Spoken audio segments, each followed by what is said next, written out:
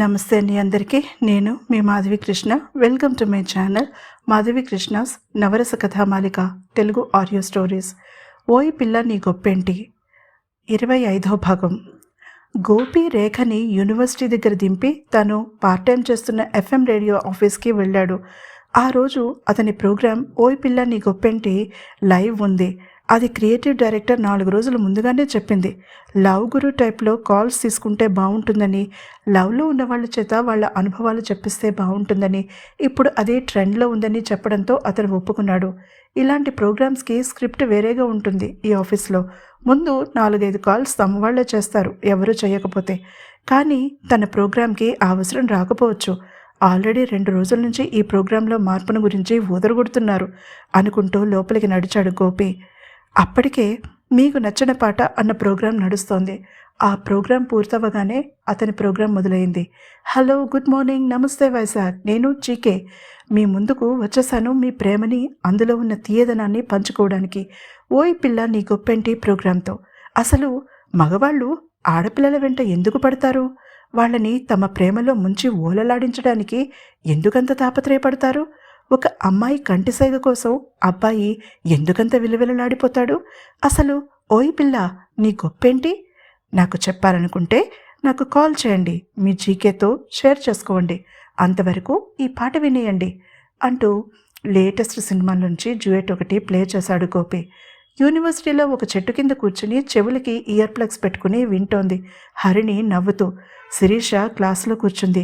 బయట వాళ్ళ లెక్క ప్రకారం హరిణి క్లాసులో ఉన్నట్టు, శిరీష క్లాస్ ఎగ్గొట్టినట్టు. హరిణి జీకేగా మాట్లాడుతున్న గోపి గొంతుని కళ్ళు మూసుకుని ఆస్వాదిస్తూ వింటోంది. ఓయ్ పిల్ల నీ గొప్పేంటి? గోపి కంఠం తనని అడుగుతున్నట్టే ఉంది. ఆమెకి ఇంకా భార్గవ సోమసుందరానికి ఇచ్చిన వార్నింగ్ సంగతి కానీ, తను ఇక నుంచి స్వేచ్ఛగా భార్గవ ఇంట్లో ఉండబోతోందని కానీ తెలీదు. ఆనందంగా గోపి మాటలు వింటోంది. మొదటి కాలర్ ఫోన్ చేశాడు. నా పేరు సుకుమార్ అండి, ఇంజనీరింగ్ చదువుతున్నాను. సన్నగా పీలగా ఉన్న కంఠంతో ఒక అబ్బాయి తనని తాను పరిచయం చేసుకున్నాడు. చెప్పండి సుకుమార్. అందమైన గోపి కంఠం తన చెవుల్లో అమృతం నింపినట్టుగా అనుభూతి చెందింది హరిణి. నేను ఒక అమ్మాయిని ప్రేమించాను, ఎలా చెప్పాలో తెలియడం లేదు అన్నాడు సుకుమార్.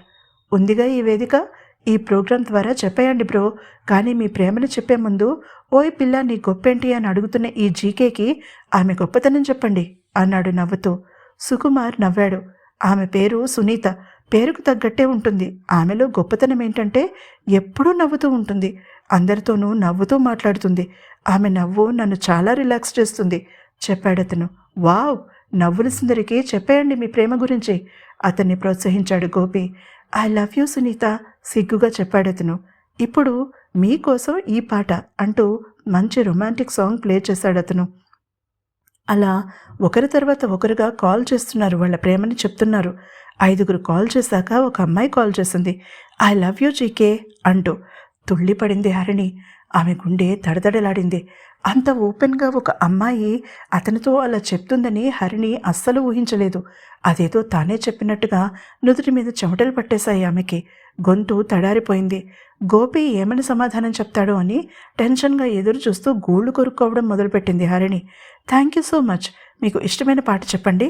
చాలా స్మార్ట్గా ఆమెని సంగీతం మీదకి మళ్ళిస్తూ ఆమెని వేరే మాటల్లోకి దించి నిమిషంలో ఆమెని వదిలించుకున్నాడు గోపి. స్మార్ట్ బాయ్ అనుకుంది నవ్వుతూ హరిణి. గత అరగంట నుంచి ఆమెనే గమనిస్తున్నాడు అతను.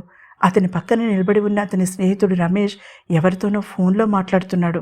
ఆమె కాలేజ్కి కొత్తగా వచ్చిందని చూడగానే అర్థమైంది.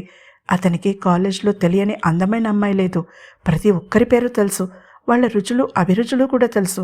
అతనికి అదే పని. అతని తండ్రి ఇంపోర్టెంట్ ఎక్స్పోర్ట్స్ బిజినెస్ చేస్తాడు. అతని కోట్ల ఆస్తికి ఏకైక వారసుడు. స్పాయిల్డ్ బ్రాట్ అయినా అలా కనిపించడు. చూడడానికి బుద్ధిమంతుడిలా ఉంటాడు. అతి వినయం ధూర్త లక్షణం అన్న మాటకి నిలువెత్తు ఉదాహరణ అతను. కానీ ఎవరికీ అది అతి వినయంలా కనిపించనివ్వడు. అతను తాగడు, సిగరెట్లు కాల్చడు, కానీ విపరీతమైన అమ్మాయిల పిచ్చి. అతని పేరు హేమంత్. అవసరంలో ఉన్న అమ్మాయిని కనిపెట్టి ముందు మంచితనంతో ఆ అవసరం తీరుస్తాడు. తన స్నేహహస్తాన్ని చాస్తాడు. అమాయకత్వంతో ఆ వేళని అందుకునే అమ్మాయి సాలిగుడిలో ఇరుక్కుంటున్నట్టు తెలుసుకోలేదు. తన అవసరం తీరగానే అతని ఫ్రెండ్ రమేష్ రంగంలోకి దిగుతాడు. మరొక అబ్బాయిని ఆ అమ్మాయికి పరిచయం చేస్తాడు. ఆ అమ్మాయి పాపం ఫ్రెండ్ అనుకుంటుంది. కానీ పరిస్థితి చెయ్యి దాటిపోయాక కానీ అసలు విషయం అర్థం కాదు. అప్పటికే దేవదాసల తయారై గెడ్డం పెంచుకుని ఉండే హేమంత్ ఆమెతో బ్రేకప్ చేసుకుంటాడు.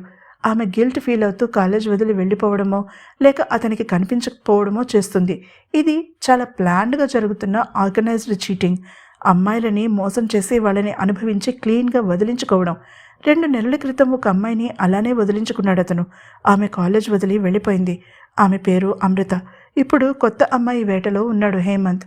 అతని కళ్ళలో పడింది ఒంటరిగా కూర్చుని ఆనందంగా నవ్వుకుంటున్న హరిణి చుట్టూ కోటగోడలా ఉన్న మనుషుల గురించి తెలియని హేమంత్ తన నెక్స్ట్ టార్గెట్ని ఫిక్స్ చేసుకున్నాడు. అమ్మాయిని నిర్ణయించుకున్నాక ఆమెని పరిచయం చేసుకునే అవకాశం కోసం చూస్తాడు.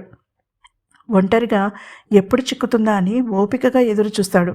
కానీ ఆ రోజు తను నక్కతోక తొక్కి వచ్చినట్టున్నాడు. అద్భుత అందాల రాసి ఒంటరిగా దర్శనమిచ్చింది అతనికి.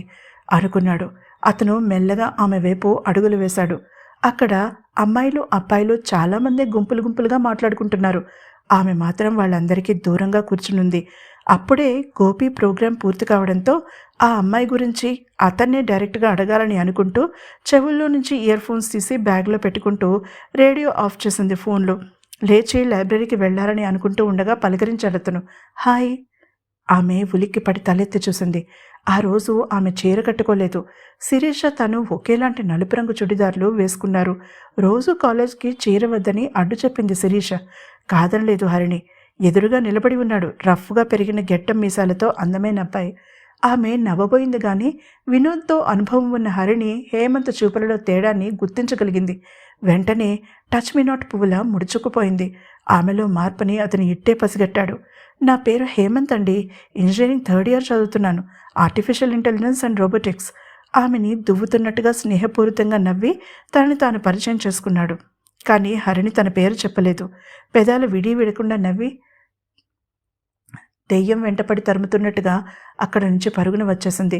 డిప్లొమా క్లాసులు జరిగే బ్లాక్ దగ్గరికి వచ్చాక కానీ ఆమెకి గుండె తగ్గలేదు. వెనక్కి తిరిగి చూసింది భుజం మీదుగా. హేమంత్ తనని వెన్నంటి వస్తున్నాడేమో అని భయపడింది. కానీ అతను ఎక్కడా కనిపించకపోవడంతో తేలికగా ఊపిరి పీల్చుకుంది. లోపలికి వెళ్దామంటే క్లాస్ జరుగుతూ ఉంటుంది. అందుకే బ్లాక్లోకి నడిచి అటు ఇటు చూసి బాత్రూంలోకి దూరింది. అరగంట తర్వాత శిరీష కాల్ చేశాక అప్పుడు బయటకు వచ్చింది. ఆమె అవతారాన్ని చూసి కంగారు పడింది శిరీష. ఆమెని క్యాంటీన్లోకి లాక్కెళ్ళింది. అక్కడ కోలేసి ఆమెకు ఒక సాఫ్ట్ డ్రింక్ కొని తీసుకువచ్చి తాగించింది.